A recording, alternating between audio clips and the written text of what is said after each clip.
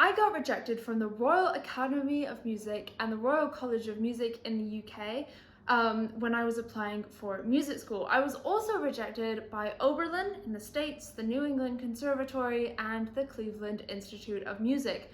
I have been rejected by competitions, by scholarship auditions, and so much more.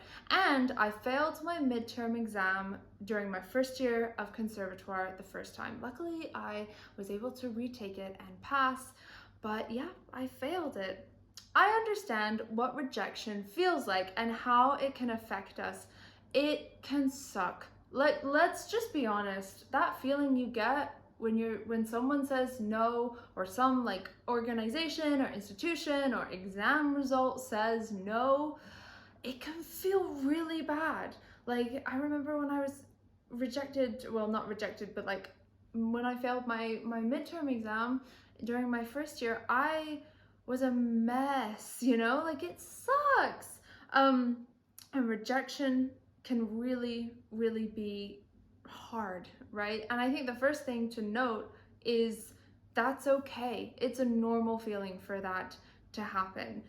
Everybody experiences rejection, and I know that sometimes rejection can really suck. It can really, really not feel good, but sometimes it's just what we need. So let's break down how I see rejection, basically how I manage rejection, what I do, etc. And I hope that it can be useful and helpful for you. All right, the first thing is, the first mindset thing that I have is everybody who has wins has losses. Everybody, the most successful people on the earth who have had so many wins have also had so many losses. Why? Because when you have wins, you have to try. Ooh, you have to try. And trying also means that you're not going, sometimes you're not gonna succeed, Trying does not always mean success. And so when people try and they are successful, it also means that they have had failures because they have also tried and made mistakes, got rejected. Having these failures is part of the success. So everybody who has wins has losses. I detailed a plethora of rejection at the beginning of this episode, but let's kind of flip that around. I got into the Royal Conservatoire of Scotland, the Royal Northern College of Music, the Royal Birmingham Conservatoire, the Royal Irish Academy of Music, the University of Cincinnati's Conservatory, and the Peabody Institute of Music. I have won competitions and received scholarships for my playing. I have also performed in amazing ensembles and such cool events, such as performing at Buffet Crampon's 200-year anniversary concert at the Théâtre des Champs-Élysées in Paris, and also playing at the Edinburgh Fringe Festival, and so much more. Overall, I think I would say that I have a ton of wins. I just listed them, and I think overall I have had a lot of wins so far. And in order to have wins, you gotta try, which means you're gonna have losses. That is how life works. So every time someone has a win, they've probably had 5 times where they've tried it before. Do you know what I mean?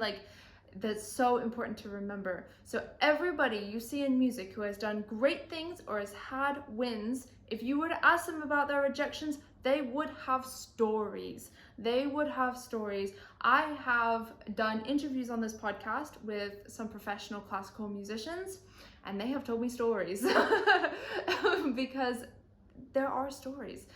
We all have those failures that have kind of shaped us to get to where we need to go in terms of success and things that we want to do.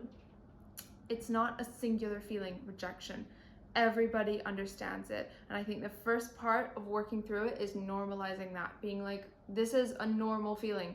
Everybody gets it. You are not the only person who has rejection. You have a whole community of everybody else on this earth who knows what that feels like.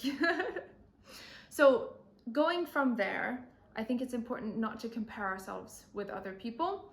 If you are looking at someone else and maybe they have fewer losses than you, or fewer times they've been rejected, maybe they have more wins if you count them up or stack them together. But honestly, let's be honest, you can't really count wins or stack up wins, because there are tons of different kinds of wins. There are also tons of different kinds of, being rejected. So there is also that to note. But if you compare yourself with someone else, in actuality, you are comparing their outside with your inside. Let me tell you what this means. You are the only person who knows how you feel. You are the only person who knows what it feels like to be you, to be inside your body, to be inside your brain. You are the only person who knows that. You have absolutely no idea what anybody else feels like. You don't, right? And so when you are comparing yourself with someone else, you are comparing your experience of being on the inside of you as a person, like inside your head, inside your body, inside your experiences. You are comparing that to someone else's, like the things they've done, or the headlines they've had. Let me explain, give you an example, okay? If, for instance, you really struggle with negative self-talk in the practice room, let's just say you do, right? You really struggle with that. That might be something that you are working on. If someone else does not have negative self-talk in the practice room, right? Maybe just for them, they just never started doing that. And that's we don't want to blame ourselves, right? That's another thing. Let's not blame ourselves if we are struggling with something. But let's just say the person you are comparing yourself to might not, everybody struggles a little bit with negative self-talk, but maybe their experience with it is a little different from yours. If you compare maybe their wins with you, you are not only comparing their wins with maybe the things you've done, but also how you feel about yourself. Do you know what I mean? If you have negative self-talk in the practice room, then that's gonna also kind of go into that, and you're gonna be comparing them with the fact of, oh my gosh, I also struggle with negative self-talk. Do you know what I mean? But they don't know that about you maybe, and you don't know what they're going through. They might be struggling with something else that you don't know. Whenever we are comparing ourselves, no matter how much we try to not do this, if we try, we will always be comparing our insides with someone else's outsides, and you do not know what's going on inside their brain. So it's already an unfair comparison. So why would you do it? Now I feel like, now that I've kind of explained it, there's no point. There is no point to compare ourselves. So when we look at rejection and we look at someone else who maybe got in to whatever ensemble we got rejected from, etc., comparing ourselves to them is not going to help anything, okay? That's so important. Each one of us, we are on our own journey, and that might include something, it might not include something. Do you know what I mean? That is important to remember. So now that we've kind of talked about rejection in terms of it's not a singular feeling, it's not a singular experience, and also it's not helpful to compare ourselves when we get rejected, let's talk about what I do with rejection. Because when I'm rejected from whatever I'm trying to get into, maybe it's an ensemble, maybe it's a university, whatever it is, I do some things. And it can be different for everybody, but I want to share with you what I do. The first thing I think is I feel the feeling. I feel the feeling, because rejection is a feeling. It's inside of you, and when I get rejected, it depends on what I'm getting rejected from. But sometimes there is a feeling, there's an emotion inside of me, and I just sit with that, because I know if I push it down, it's just gonna get bigger. It's just gonna be like, okay, well then why are you pushing me down? Are you ashamed of me? We're ashamed of the feeling we have when we're rejected. That's gonna make it worse. So I just sit with it, and I'm like, this is a totally normal human experience and feeling, and I just validate it in that way. I'm not beating myself up. I'm not saying, oh my gosh, why do you feel this way? I'm just sitting with it, saying, this sucks, okay? And I have this feeling, but that's okay, right? This is a completely normal feeling. I let that feeling sit there. And honestly, when I do that, it is a better outcome than if I tried to push it down. I feel better, which is good, which is what we want. I breathe through it, I sit with it, and I don't push it away. I allow it to be there, and then it sometimes, you know, it can go away. You know, it can go away on its own. You know, it's kind of like, think about if you stub your toe, okay? If you stub your toe, that's pain. Ooh, ow, pain. You have an option. You could either scrunch your face up, scrunch your body up, ooh, ow, and really kind of brace yourself. I think when I do that, the pain gets worse. But if I completely relax my body, if I stub my toe and I relax my body and I just let the pain just take its course and it just goes through me and then it's gone, you know, and it just leaves, compared to me scrunching up and like getting really ooh and scared, and then it kind of sits there more and it's worse. And I also have the feeling of me being tight and it feels quite intense, okay? And this is the same thing. Just let it sit with it, let it be there, it will go away, okay? And understand that there is another path. If you get rejected from something, it means that there's something else waiting for you. Every no is a yes for something else. You know, if you got rejected from an orchestra that you wanted to get into, then maybe that means you have time to apply for another orchestra, you know? Or maybe if you don't get if you get rejected from a university or a music school or a conservatoire, maybe then that means that, you know, that will make it easier for you to pick from the acceptances, okay? Because if you have so many options, that might make it harder to see which one is the one that's a good fit for you. But if you get rejected from some things, then you're able to focus your attention on other things that might be better for you, might be more meaningful for you. Rejection is just redirection. It really is. It really is, okay? And I know in the moment when you're feeling rejected and oh my gosh, like why didn't I get into this thing or whatever, that can be hard, but it is always redirection, and it always means it's opening something else up, right? It always is. So that's pretty cool. All right.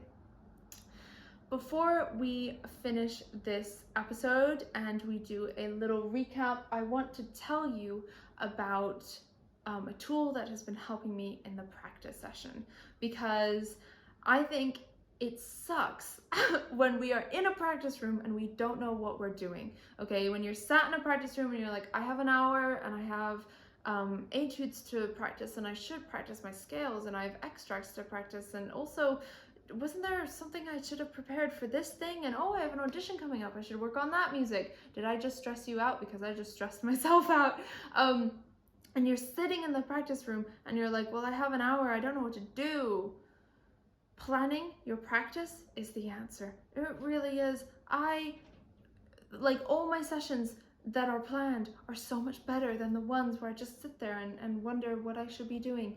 And a really, really helpful tool that I use to plan my practice is a notable practice journal. This journal is so helpful because not only can I plan my practice so that I know exactly what I need to do, I also have a space to reflect.